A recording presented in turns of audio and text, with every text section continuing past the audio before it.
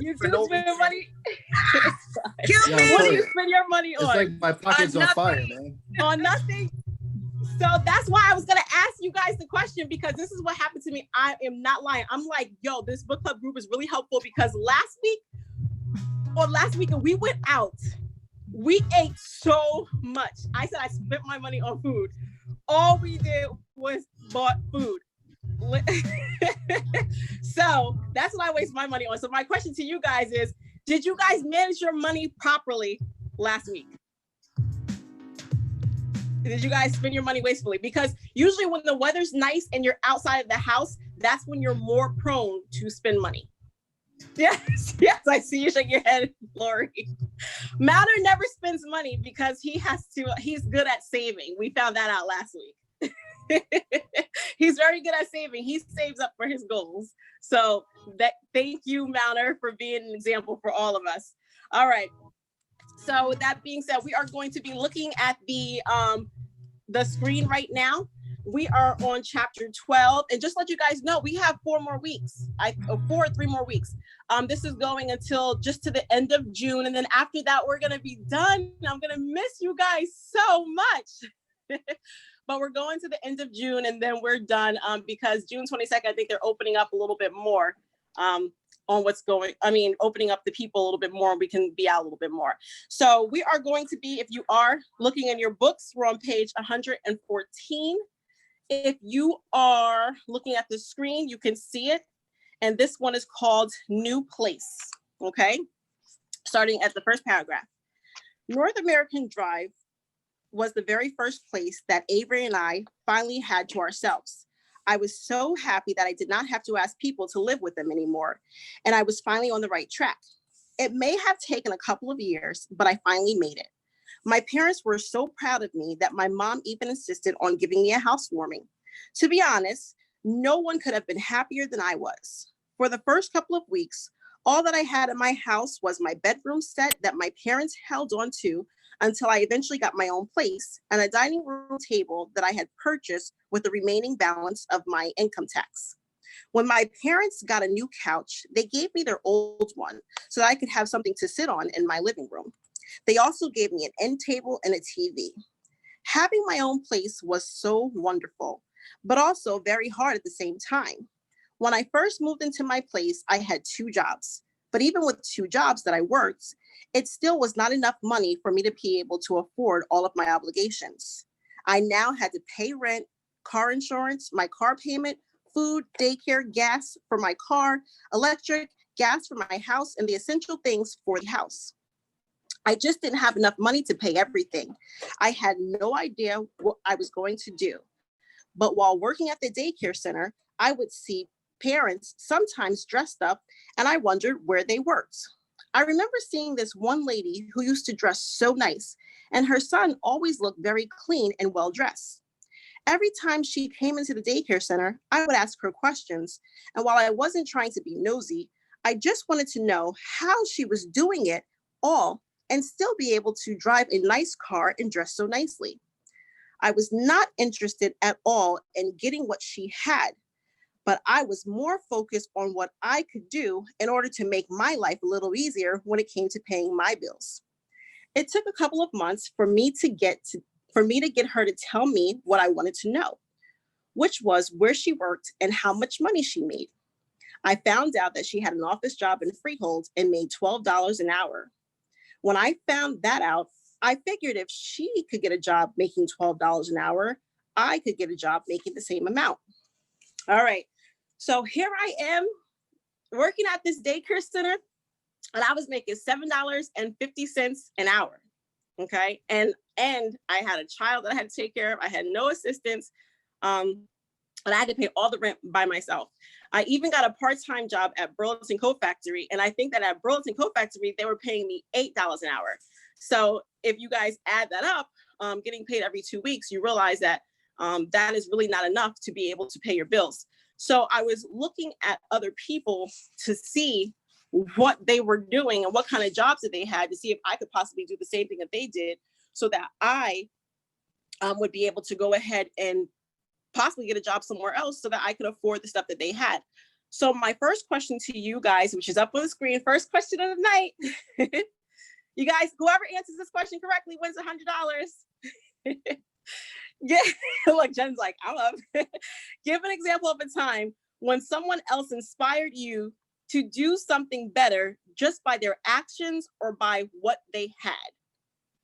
Okay, so do you guys have an example of a time when you saw someone and just by seeing what they had or seeing what they accomplished, you were inspired and you were like, you know what?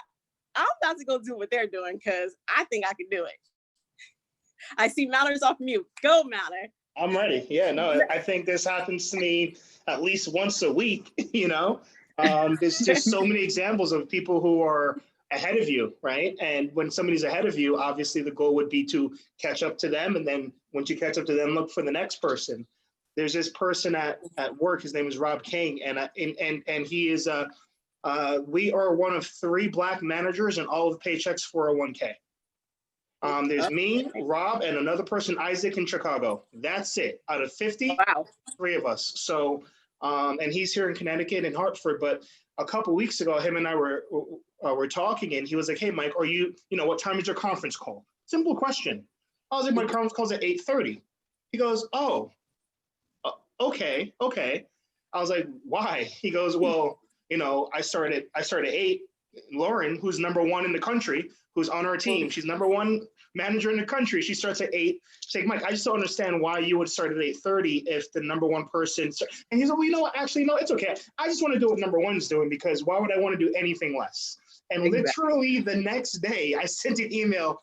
Conference calls 8 o'clock in the morning. It is over 8:30. Like, why would I do something less than what the best people are doing? And it was just such a simple answer, because I tell my reps all the time, if you want to get better, find who's doing better and just do what they do. Just copy it. It's a copycat world. So why wasn't I copying the top manager? So it was literally about 2-3 weeks ago when that happened. So it was fresh in my mind. Just by him doing what he was doing, it just literally inspired me to, you know what, I've got to be better. I can be way more than I am. And, you know, why was I taking it easy that extra 30 minutes? It was silly. I was cheating myself. Exactly. And look, it didn't even take much. Like, you asked them a question, what they were doing. They said they were starting their meeting at 8 o'clock. And look at that, 8 o'clock. You started your meeting, and you're definitely going to see the results in the long run. And some people are like, oh, what's the half an hour? Well, there's a reason why she's #1. There is the reason why she's #1, and she starts at 8 o'clock. What's a half an hour? I don't know, but I'm going to wake up earlier and I'm going to go ahead and start my meeting at 8 o'clock so I can see. Yeah. So like to us, so some people it's half an hour, but in reality, what it is 2.5 hours a week. That's 30 times 5 per week times 4 weeks in a month. Like, they had that much more time. Every one of her reps had an extra day to work versus my extra reps. And that was a really big difference. I was like, wow, it's an extra day of work. And I took that away from my team. So I was able to give it back to them. Was everyone happy about that decision? And actually, the thing is, nobody cared. Everyone's like, yeah, 8 o'clock, great, no problem. I was like, oh my, what was I doing? It was the palm up. What was I doing? Why did I do that for? It was such an epiphany. Like, it didn't matter. They're gonna do as the leaders do. So I just chose to lead a different way, and that was silly, because why deviate from the actual path to success? Exactly. And there might be some, just like you looked up to someone else, there's probably people behind you that's looking up to you, and they're probably not going to give you a hard time because you said 8 o'clock. They're like, all right, 8 o'clock it is. Like, What are they going to argue about it for? They can't. So that too. So that's great. Thank you so much for sharing that story. Is there anyone else that would like to share their story of someone else inspiring them to do better? I'll Go share. ahead, Kimberly. Mine's also work related. A few years ago, like 5 years ago, I quit my job. I used to work in banking, and I've always done sales. It was sales, and I was really good at it, but I didn't like it, so I quit. And I took the job that I'm in now, thinking it was going to be a stepping stone. And I would say for the first 2 years, I was doing like just what I had to do kind of thing. I wasn't really trying. Yeah. I was just meeting the minimum.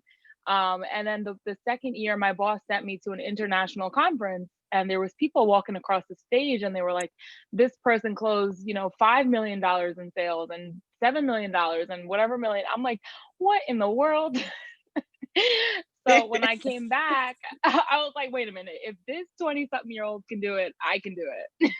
Absolutely. And I came back and they were all trained by like this one department. So I reached out to the department and I'm like, how come I'm not trained? And they're like, well, you never asked.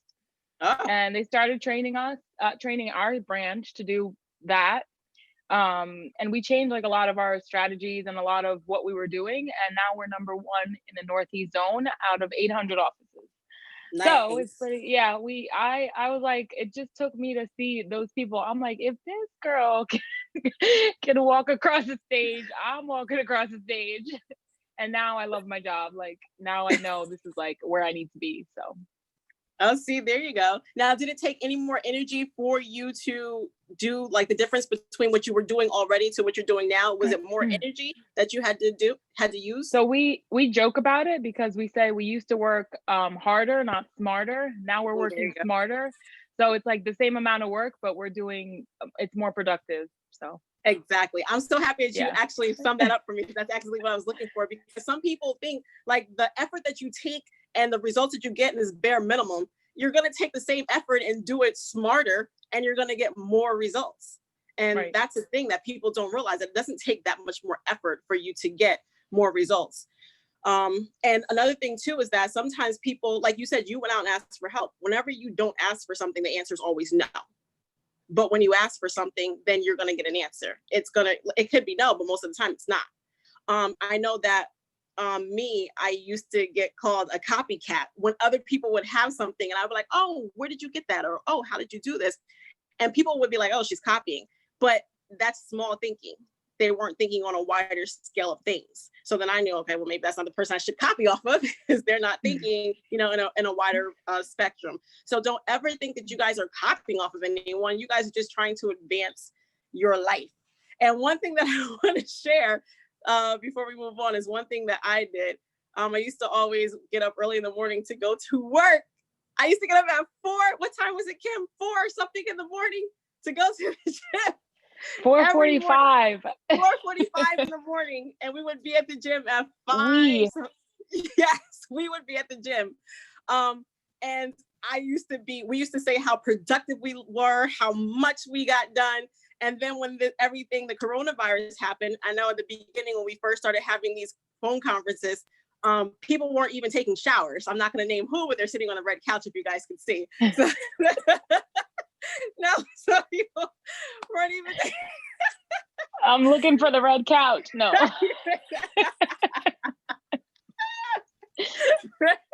Red couch is gone. But people weren't even getting up, taking showers. And when you wake up so late, you don't get a lot done. And what I started doing was I stopped setting my alarm clock. And then I was like just getting up whatever time I wanted. And then I realized that I was starting to get headaches because I was rushing, trying to get things done throughout the day. So now I wake up earlier and I'm getting so much more accomplished and I'm not rushing throughout the day. So those things do make a difference. Discipline. All right. So yes, Jen, you agree? Jenny from the hood. All right. So wait, I want to go, please. Go. So a couple of weeks ago, we were on this call. Where is Tony? Tony's not here tonight, but Tony is my inspiration. Yes. Tony's Kelly. Birthday is today. Yes. Okay. Well, Tony is my inspiration because when he said he's making $100K, I said, oh hell no! What am I doing wrong? He said 6 figures. Okay, well, I chopped that up to 100K. It might be more. It's probably more than that, but that's my goal right now. Have you seen Tony's car? Yes. Well, you guys can see behind me. See the lime green behind me on okay. That is my vision board. After Tony said that he needs to share the vision board. Exactly. After he said that him and his wife cut out pictures from the magazine and they did a vision board and he's accomplished almost everything on his vision board, we went out and we made vision boards. Lori that inspired me too. Seriously, guys. I'm a mess. I'm so happy that I met Tasha. Lord have mercy. So it did inspire Jennifer. It didn't just inspire you. It inspired Lori, inspired Anaya. She made a vision board as well. I did. Sarad has a vision board, and I think LaTasha also reached out and she made. Justin's trying to get on mute. She made a vision board as well. But they have a whiteboard. So even if you guys have a whiteboard too, or a dry erase board, you guys can write on your dry erase board too. What happened to the red couch? We can't find it. All right, so we're gonna do. Don't press unmute. You're gonna tell yourself if you unmute yourself. I ain't gonna forget about the red couch, even when you better look back. Look back at those past videos. You're gonna see the red couch. All right. So we are going to the next reading. If you guys have your books, it's on page 116. If you don't, then you can look up at the screen. I was barely making ends meet, and I found myself shuffling my money around every 2 weeks just to pay the bills that were in jeopardy of getting turned off. I did not tell anyone of the financial difficulties that I was facing.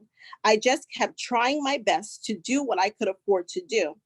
I didn't understand how someone like me could try so hard to do everything right, and there was never any help available to me. It was like the government helped everyone else who took advantage of the system, but they kept turning someone like me down. So many times I thought I had reached my breaking point, but the fighter in me would not let up, not even when the worst tried to occur. I remember traveling home from school with Avery in the back seat, and when I got to the entrance of my development to turn in, my car slid on a sheet of black ice. Thank goodness I was not driving very fast at all, but that did not stop me from losing control of the car. As soon as I regained control of my car, I proceeded to straighten out my wheel to make my way to the parking lot. A police officer had turned on his lights to pull me over. I just knew that he was going to tell me that he pulled me over because I was sliding on the ice. When he finally reached the driver's side of my car and asked me if I knew why he pulled me over, I was already prepared to give him my answer. After I was done guessing why the officer pulled me over, he then told me that I was wrong. I was confused because if that was not the reason, why was he pulling me over? I had no idea on what the real reason was. This is when he said to me that the reason why he pulled me over was because my license was expired, and he asked me if I knew.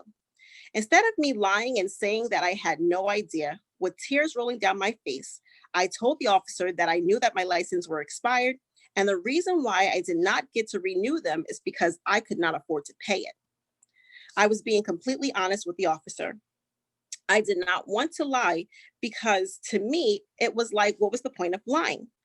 I guess he thought that I did not realize that it only cost $17 to have my license renewed, because then he said to me, but it's only $17. I looked at him and shrugged my shoulders and timidly informed him that I didn't even have $17. He must have felt bad because he told me to have a good night, then walked back to his patrol car and pulled off. So here I am. I finally got my place to stay, but I could not afford to pay rent. And at this time now, I left my second job, and now I'm going to school at night, and I'm also going to work full time during the day, just so that I can better myself, so that I can make more money to pay just for stuff that I needed, because I was tired of living with other people. So my license had expired. I didn't know that you could get a ticket for expired license at that time. I had no idea. So when this police officer pulled me over, I was confused. But then when he informed me that he pulled me over because my license were expired and that was only $17, he was probably looking at me like I was crazy. Like, $17? You cannot get $17. But that's how bad off I was. So my question to you guys is, what did you have to sacrifice in order to accomplish your goals? So at the time, I didn't have my license because I wanted to keep my apartment. And that $17, even though it was nothing, even though it was light to some, it was a lot to me. And that $17 could have went to my electric bill, or it could have went to my gas bill, or it could have even went to the food in my house. So do you guys have an example, or what did you guys have to sacrifice in order to accomplish your goals? I see everyone's quiet now. Sarada, are you coming to unmute your microphone? Oh, Mallory, go ahead. Yeah. Go Sure, first. go ahead. Oh yeah. I mean, so the question is, what have you have sacrificed to be? I believe it's time, man. I feel like our time that we sacrifice a lot of it for a lot of things that we have, whether it's going to be spending time with your family, or whether it's work, or whether it's for your future projects, it's all time. And I feel like I'm always sacrificing my time, but I'm realizing that, time is actually the most valuable thing. Like that's the most valuable thing that I own. And that's the only thing that I can really control. So now, especially with, the whole quarantine that we've been through, I've been, realizing how I'm spending my time and make sure I spend time, wisely on things that I do. So the question before that you had stated as far as something that you wish you can do and try or thrive to be because you saw someone else do it, like reading a lot of books of successful people, you hear about them waking up early. So I admire what you waking up at 5:45, but going to the gym, which is great because it's for your health. But think about it was 4:45. At 5:45 we were almost done, right, Kim? 4:45. Okay, 4:45. Go ahead. But think about this, and that's the reason why. And prior to hearing that, I was the type of person that wake up around 9 o'clock, 9:30. But now I'm realizing people that wake up at 5:45 or 4:45, actually, I apologize. They have more time to think and do things that I don't. And I got jealous. I got pissed off. Like, man, they have that much more time to learn something or read something or be educated. And I'm sitting in bed sleeping. Like from that point, once I realized that and actually internalized it, understood it, I'm like, I can't waste that my time needs to be dedicated to myself. And that's something that I want to spend my time on, learning new things and getting knowledge that they have. And it's actually been working. During this quarantine, I've been waking up early and there's things that my creative mind is thinking of, and I'm starting to implement it, and it's changing my life. So back to your question as far as like, what's something that we have to give up or what do you gotta be disciplined on or sacrifice? To me, it's definitely time to accomplish my goal. I have to make sure I'm dedicated with my time. My time is valuable, and whoever I spend it with is the reason why I spend it with that person, and it's valuable that I spend it with that person. Absolutely. So it looks like you sacrificed sleeping. You're like, yo, I gotta get up earlier because if I don't get up earlier, then all these people gonna beat me. They're gonna make an announcement that it's $1 million whoever can get to the wherever for first thing, and you're not gonna be the winner if you don't get up early. Thank you so much for sharing that story because time is very valuable. And I think, Lori, you took your phone off of mute. You wanted to share? No. All right. I saw Mallard then. No, go ahead, Lori. I'm like, no. Go ahead. It's your turn, girl. I definitely can agree with that when it comes to time. Time is valuable. And waking up early is important. You can get a lot done. Yes. I definitely agree with that. But, being a young single parent, I'm a teenage mom. I'm old now. I'm 41. But is that old? I'm a teenage mom. So yeah, I've been on my own since I've been 18. So I didn't always make the right choices when it came to money or sacrificing things. So I've sacrificed rent before. Yeah. Just to make Christmas happen for my children, just to, make them happy. I'll be behind my rent at least 2 months. Wow. And then pay the price later, Yeah. But then I learned later on, it's like, you don't play with that. You can't play with stuff like that. You got to keep a roof over your head. I thank God I've never become homeless or anything like that with my children. But yeah, I've sacrificed rent before just to make things happen, Yeah. And you're not the only one that's done that. Yeah, you're not the only one that's done that. But how did you feel after you sacrificed that rent and you had to pay that money that was hanging over your head? Yeah. Terrible. Like, it's stressful because you spent the money. It's not like, okay, I'm waiting on this big check to come, and when it comes, I'm going to be able to pay my rent. It's like catching up. Exactly. Catching up, all the way until it's like income tax season. Yeah. So it's like, all right, now I got some tax money. I could pay that, But I did that a lot when my kids were smaller. It's funny that you say that because some people will do that. They'll go ahead and not pay certain bills, and people are like, oh, you're wasting your money. But then you have society saying that Christmas is important. And then when the kids go to school, yes, the kids go to school, or they'll go outside the next day, like, what you get for Christmas? Or the same day, what you get for Christmas? Some people don't understand the sacrifices that the mother makes for the child to have those Christmas gifts. If not, then you're going to feel bad because the other kids out there have something and then your kids don't have anything. I had to cancel Christmas at my house. I think we haven't done Christmas here like probably like 4 years now. Good. That's good. But I had to cancel it. I'm like, come on. Because you know what? But when they're little, you know, when you got little people, you got to do it. Like when you got little people, it's like, how you not going to have Christmas? Are you crazy? Listen, my kids just get one. I'm so tired of family members, because the family members give the kids Christmas gifts. Everybody get one gift from me, and that's it. That's it. Right. Because they're gonna have a bunch of toys that's gonna end up going in the garbage, and they ain't gonna remember. Yeah, or they play with it for 2 seconds, and they don't. It's, you know, it took me some time to learn. I ain't learned that until I was like almost in my 30s. Okay, like you know what, you know, we gonna cancel this, but you know, those were I sacrificed a lot. You know, just not paying certain bills. I never did well managing money to begin with anyway. So even if I had a good job, it didn't matter if I had the lowest paying job or the highest paying job. I never managed my money well, you know. So now I'm playing catch up. Well, but at least you're learning, and you're on this call, so you're getting all the advice that you need that's going to be able to help you. Thank you so much for sharing your story, because you're not the only one that has gone through that. And then when income tax season comes, you can't even, some people can invest. You can't even enjoy it. You can't. Some people or invest their money for income tax. Exactly. Or save it. Or even just save it, you know? Yeah, because you're catching up on all those bills that you didn't pay before. So you got to take all that money and pay for income tax. And some people still only be like, I'm going to put a little bit on this bill so I don't get shut off, and I'm going to spend the rest of it.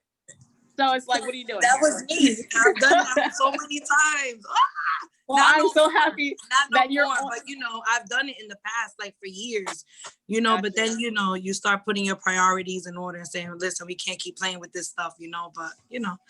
Exactly. Well, thank you for sharing that story, because even if they're not on the line, again, we're live on YouTube. Woo! So it might be something. Thanks to Mr. Russ. Thanks to Kyle. He got us live on YouTube. So we might have someone that's looking on YouTube that have the same situation, and they probably like, dang, that's me. And now, you know, they understand what you went through. That's a heavy burden to have to hang over your head, especially as a mom, you know? So in society, sitting there like, well, what did you get your kids for Christmas? That's it. That's it. Oh my God, it's terrible. But you know, we better now. We better. Like, we don't celebrate Christmas no more. My kids were bad. They ain't getting nothing now. All right, so we are going to page 118. If you have your books, it is the second paragraph. If you don't have your books, you can look at the screen. The only thing that I could really do was just make my way through the storm until things got better, which did not happen as quickly as I expected it to. I was pulled over by the police officers here and there because I couldn't always afford to pay my car insurance. I had a lapse on my car insurance a couple of times, and my rate went through the roof. I just couldn't afford to pay my rent and insurance during the same month. I had to choose one or the other, and paying rent was much more important. I had no idea the burden that I would put on myself by not having car insurance. When I got pulled over for not having insurance, I got my car impounded, which cost more money to get the car out. And let's not forget the towing fee. Without any choice, I had to use the money that I put aside weekly for my rent because I needed to get my car out of the impound to get back and forth to work in order to make more money. I also had to use my rent money to put my insurance on my car again. If that was not enough, I had to go to court because the police officer who pulled me over also gave me a ticket to appear in court. Once I got to court, the judge issued me a fine and a surcharge that I had to pay the state of New Jersey for 3 years. During this time of my life, I had no other choice but to find out how creative I could be. I found that when your back is against the ropes, you try to figure out everything possible to get off the ropes. I was in the boxing ring and life was my opponent. It just kept throwing me jabs and hooks from all different angles. When I would dodge a left hook, I would then get hit with a right hook. And when I found a way to dodge both left and right hooks, I would get hit with an uppercut. As if life could not get any worse for me, an eviction notice made its way to my door. I was already expecting it because although I did pay what I could, I still did not have the full amount of my rent. Instead of giving up, I looked in the phone book to see if there was a program that could help me pay my rent. I took off from work and went to the place in Freehold to see if they could help me out.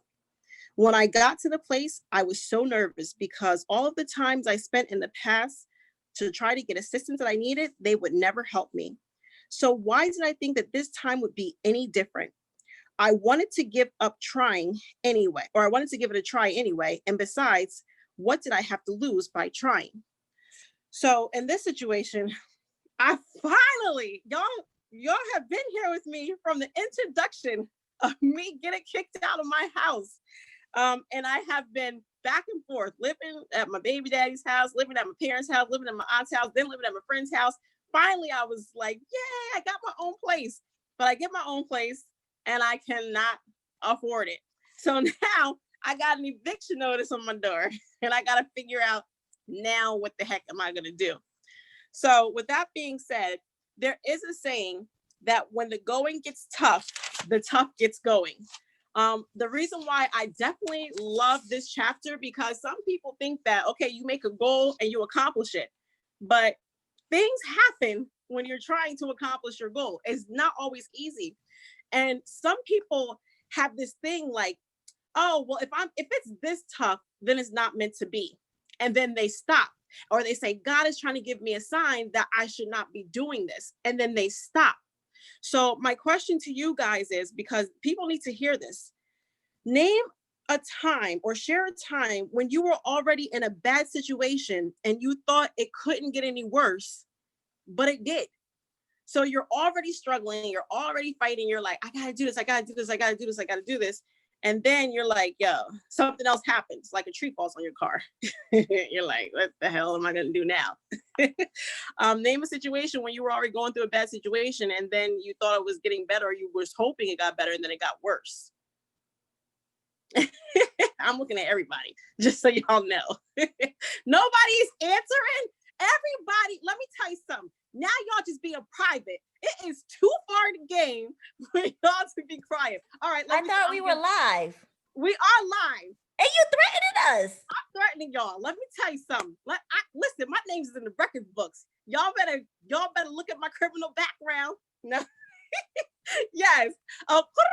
So sorry, let me give one example. So this is a time when I told my aunt this story earlier, but maybe that's not the best story to share.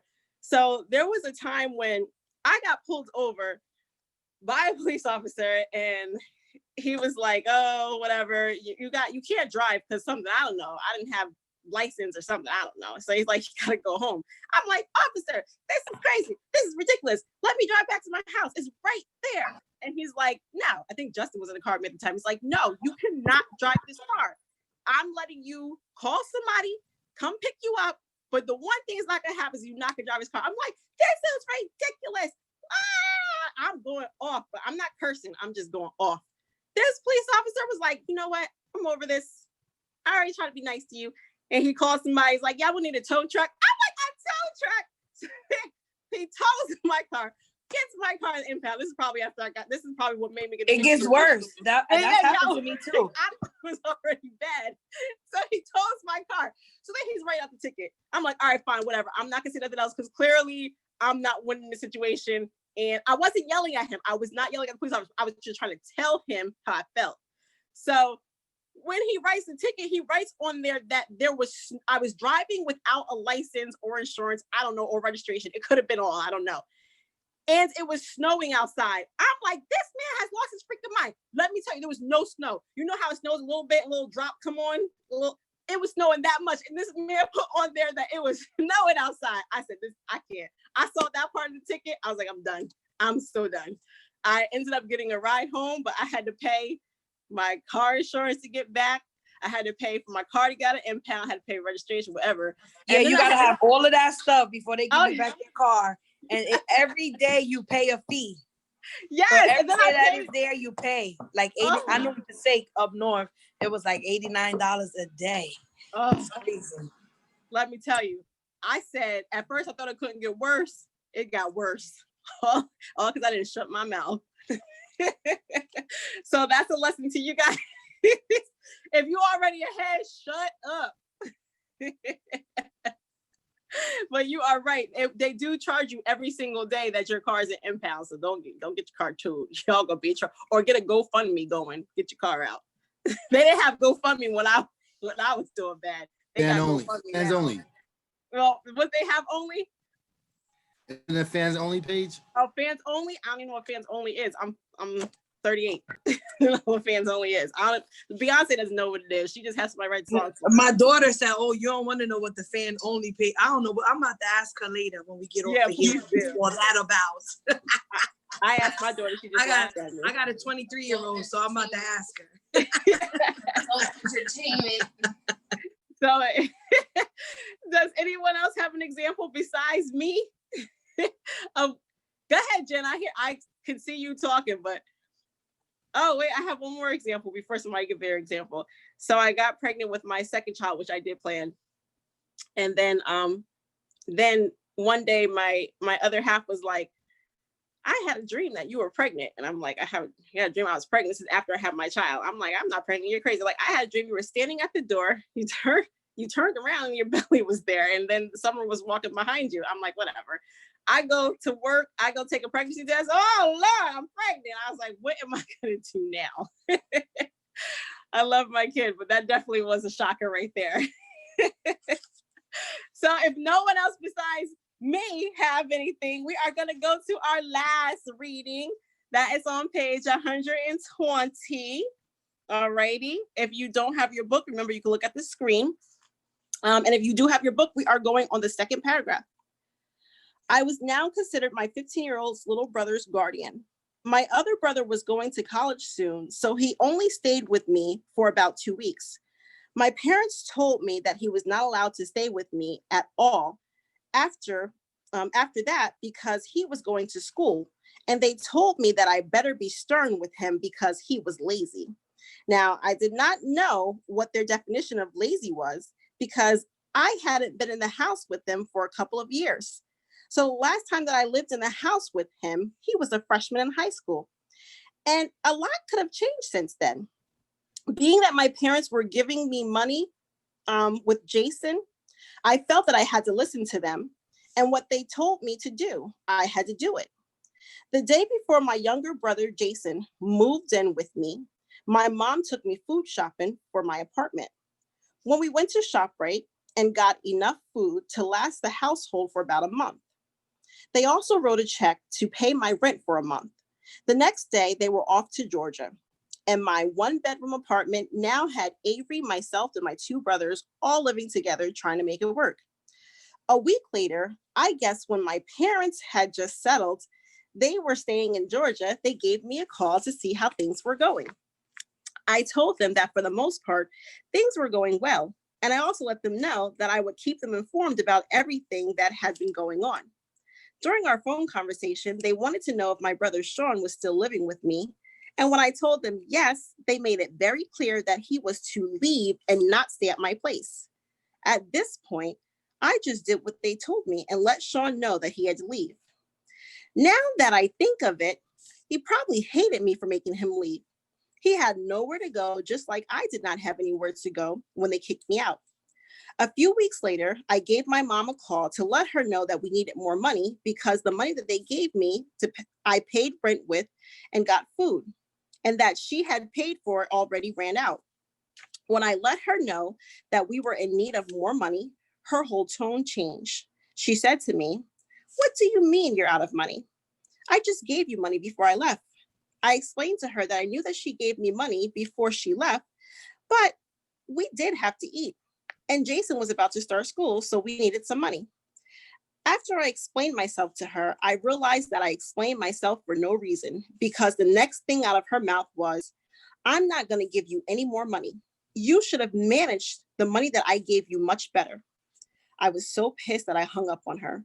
Then I went to my room and grabbed my pen and paper to try to figure out if I had mismanaged the money she gave me. Clearly, she must have thought that I was doing much better in my life than I really was because I never came to her and asked her for any help. Her reaction to things was the exact reason why I never asked her for anything. And that included when my brother had to go to football camp. My parents said they would pay for camp, but they never did. And so I wrote a check for $200 so that my brother could attend football camp. So here I am. I was already struggling. I couldn't pay my car insurance, gas for the car to get back and forth to work, food for the house, all this stuff I had to pay for. And now my parents were like, listen, on top of, you got your own place. They didn't know. They're like, you got your own place. They didn't ask my brother to come stay with me. Actually, my brother was in high school, and we didn't think it was fair for him to go somewhere else. We thought that he should stay and finish high school where he was. So my parents were like, listen, if you're going to stay there, you guys are going to take care of him, but we'll help you get money, or we'll help give you money. When I called to let her know I needed more money, because I had a football player living with me. She's like, what are you talking about? You need more money for food because he eats all this food. So my question to you guys, it should be up on the screen, or it's going to be up on the screen. Give an example of a time when you already had a lot on your plate, but you took on more of a load because you did not know how to say no, or you were just too embarrassed to say, I can't. So, there are sometimes when we're going through stuff and our friends don't know, or our family don't know that we're going through it. And then they might call us and they might ask us for money. And then sometimes if we don't want to feel bad, we'll give the money that we don't have. Or, instead of just saying, you know what, I can't, or I'm in a bind or whatever, we'll go ahead and do something. Or there's been situations like, I don't know, like my friends went out. Oh my goodness, it's horrible. They went out for lunch one time, and we were at work, went to Burger King, and I just started a new job. They were my coworkers. I love them now. I just had I think I had 8 quarters, and I'm like, shit, what am I gonna do? I hope they're not here when I order food. And I went to the dollar menu, and I was like happy that I did have quarters, but I got myself like a Whopper Junior for 99 cents because I needed the other $1 for the next day when I went to work to get another one. At that time, I did not have any money, but they didn't know. And when they're like, oh, let's go for, food. My thing is, I could have ate my peanut butter jelly sandwich that I bought to work, but I didn't. I used my 4 quarters to go get a Whopper Junior. Actually, I could say $1.06 to get a Whopper Junior. And I didn't have it. And I was too embarrassed to say, I can't go. All right. So does anyone have a story they would like to share about a time when they already had a lot on their plate, but they took on more of a load, or they were too embarrassed to say they just couldn't do it? I'll go. Go ahead, Tade. So when I was growing up, actually, what was it? When I graduated high school, I went off to play football in college, and then football in college it didn't work out. There were some things that I was missing, or I couldn't do, and I just couldn't get it in time. So I had to end up taking a semester off. So when I took that semester off, I ended up staying with one of my friends. My parents weren't around; they were in different states, so I didn't want to go to that state they were at, but I wanted to stay local in the area. So I ended up asking, "Hey, listen, one of my friends, can I stay with you, please?" I had no place to go. I just told my sob story, and the friend's mom was like, "Yeah, no problem. We have this where you can stay at, and we'll take you in open arms." All right, cool, no problem. So I'm staying on their couch, and I'm living with them, and everything's fine. And then I want to say about 2 or 3 months later, I get a call from my brother. My brother's like, "Yo, I need a place to stay. Can I stay with you?" I'm like, "Dude, I don't got a place to stay." So I'm like, "Yo, you know what, man? We'll figure it out. Just come meet up with me. We'll figure it out, and we'll get through this together." So I'm saying, when you got something on your plate, I had a lot on my plate when I was by myself, and then now my brother called me up. I got even more stuff on my plate, and just trying to figure everything out together. So yeah, and it ended up working out because we ended up finding a place where we stayed at. We got an apartment together, and it was great. That's good, and it all worked out, right? Yeah, it did. So I see someone else is taking their phone off mute. Go ahead, Justin. Oh, I was gonna go after you guys were done elaborating on that one, but Oh, you want us to elaborate? Well, I didn't know if he was finished. Were you finished? No. So my question is to you, you were already in a bind, and you already had someone else helping you out. But not only were they helping you out, you turned around and was like, "Listen, I know that I begged and told you my story about you helping me out, but can you also help my brother too?" So Yeah, talk about salesman. I was the best salesman ever that day. Yeah, I read all types of sales books. Like, what can I say for this one? What can I say for that one? I mean, that was the close of my life. Got the but deal, look though. at the I got people. the deal. You closed the deal. That's all that matters. I You totally closed did. that deal. But look Yeah. how they took you in. And I'm sure they had children and they had responsibilities and you weren't their problem. And they could have said no, but they took you in. And then after they took you in, they took your brother in. Yeah. So, and look how, but it worked out. It helped you. And just remember that if somebody else needs your help, you have, I forgot. Just remember that if somebody else needs your help, that, you can never, you have a lot on your plate. You have to either say, listen, I have a lot on my plate, or you can be like, all right, I have a lot on my plate, but a little bit more. It's not going to be that bad. This is not going to hurt. It's not going to ruin it. Yeah. All right. Yep. So Justin, go ahead. You want to share your story, having a lot on your plate? Yeah. Well, yeah, it's going to be a pretty quick story. When I was growing up, I was always told if I go out with my friends and go out to dinner or whatnot, make sure I got enough money to cover myself, because nobody wants to go out with people who don't got money or tell you at the last minute. So I always like to, have my own money and whatnot. So one night my brother was like, oh, Justin, we're all, a group of friends, we're all going out to dinner. Want to go out to eat? I'm like, yeah, I had money. I can go out to eat. I didn't have that much, but I knew whatever I was going to get, I was going to be able to afford. So I said, yeah, we'll go. He said, we're going to Hibachi. I'm like, I don't know what that is, but okay, let's go to Hibachi. So we go to a Hibachi restaurant, and I'm looking at the menu, and everything's a combo. Everything's filet mignon with lobster and all this craziness.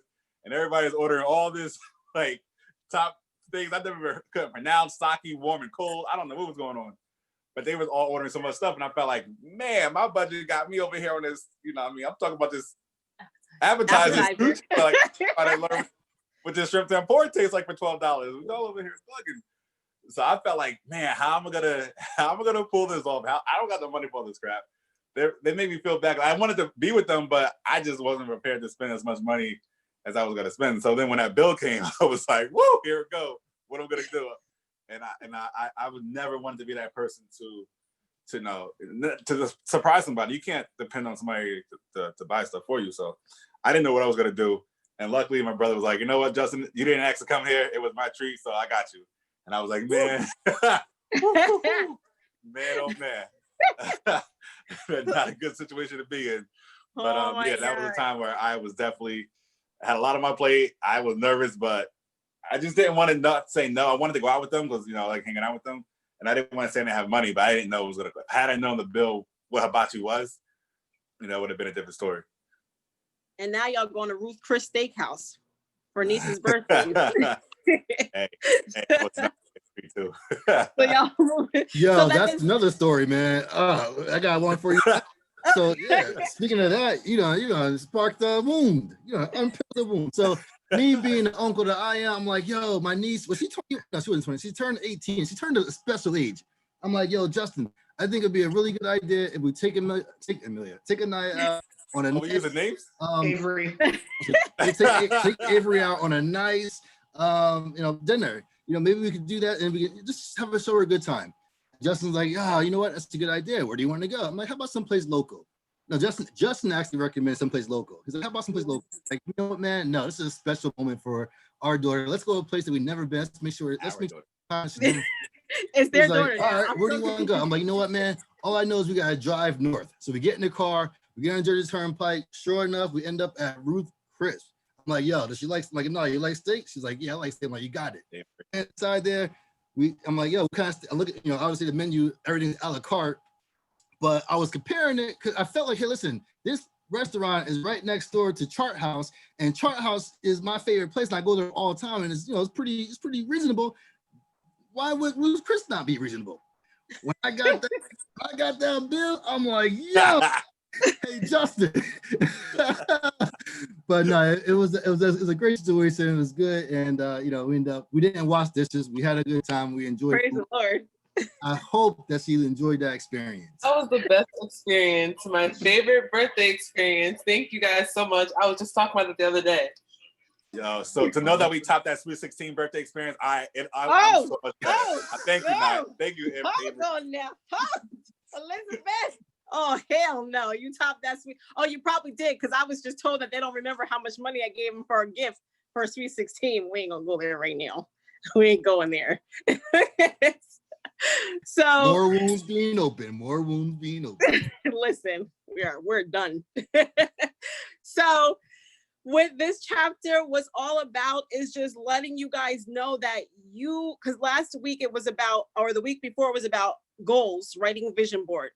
After that, it was about, like being wasteful, just being wasteful, not wasting time, wasting money, wasting everything. And this one's letting you know, this chapter's letting you know that, like, yes, you're gonna have goals, and things might get tough. They might get tough. You might have to go through peaks and valleys, but eventually you will get to where you want to go. And don't give up on your goals. Don't give up at all, because when you give up, and I did make a mistake, and sometimes I make mistakes, I let people know. When Sarad wanted to run a marathon, I told him not to do it, don't waste his time. But you should definitely, you make a goal. 5K, not doing a marathon. Oh, 5K, sorry, 5K.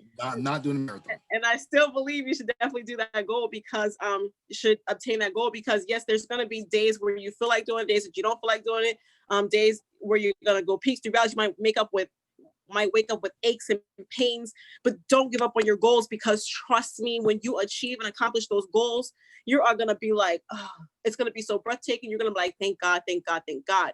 So you're going to be so happy once you accomplish those goals. Yo, since you and Kim get up at 4:45, you guys should join me. No, we don't do that anymore, because I'm right now, I'm a little off right now. We get up early, but I ain't that early. Wait. We can still do it. The gym's about to open up again. That's what I'm talking about. 5K. Who else? Hold on. Let's do 5K. Yes, let's do it. Yeah, let's do it. We're there. Let's do it. I'm in. Mallory, did you want to share something before I do my closing arguments? Oh, you're good. Go on. I'm good. I saw you come off of mute. I thought you wanted to share something. Oh, I was going to share one of those since they brought these food stories. Oh, go ahead. A couple Labor Days ago, Justin and I and a few people went out to whatever place we went out to in Brooklyn, and just like, yeah, like, let's go have a good time. And I met some people. I met some really good people. And then on the way back, we went out to eat. I'm like, let's go to eat. We're gonna go to this place, like, just randomly in New York City. A lot of things were closed, but like went to this one random place. And I knew my money situation at the time, but so I, like Justin, I have enough for me, right? So we go to the place, and this one particular person just starts going, so I'll have the chicken, and she ordered like 6 or 7 different appetizers, and I was like, huh? I'm like, and I looked at Justin, I'm like, and he already knew that I was not going to play this game of her ordering lobster and all the seafood, which I'm allergic to, and expect me to pay. I'm like, so when that bill came, I was like, oh, I took the bill, here's my money, and I'm going outside for cigarettes. I don't even smoke cigarettes. I'm gonna go stand outside anyway. Here's my money, I'm out. I don't know what they thought they were doing. They played me. Congratulations, you played yourself. Not today. I was out. No, so you're a man. You were supposed to take the bill, especially if it was a girl there. You were supposed to how take do I clap? bill. How do I clap on here? Wait, no. Oh. Justin, how much food was this person ordering?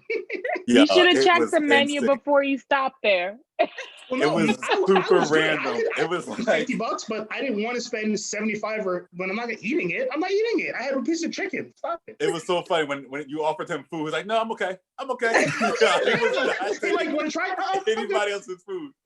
And that's when you know, like, it's about to go I feel like, down. Mike is not playing. Mike is about to do it. Everyone's ordering drinks and all this food. I'm like, whoa, drinks? Whoa, they want to split this. I don't even know you. I met you today. No. Oh my God.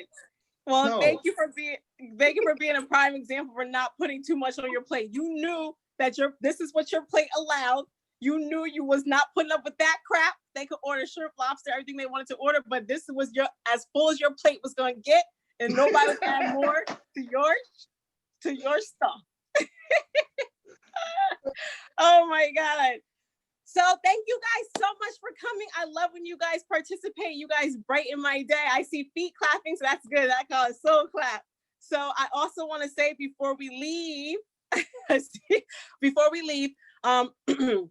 this is definitely an escape from everything that's going on outside in the world. And I know that it's a lot of different things going through our minds and through our hearts. I know that Sarad's birthday is coming up. So Sarad Summerlin's birthday is coming up. If you guys want to find him on if you guys want to find him on Facebook, you can, because he has a for his birthday, he's having everyone what is it called? Donating to Black Lives Matters. And what they're going to do is they take that money and they use it for water, and they use it for like milk and stuff, just to help them when they're out there fighting for a wonderful cause. So if you guys want to go, yes, if you guys want to go for Sarad's birthday, go to his Facebook page. You guys can donate. Any amount is helpful. Okay. Thank you guys so much for coming. I love you guys so much. And I will see you next week. Bye, everyone. Bye. Bye. Have a good night.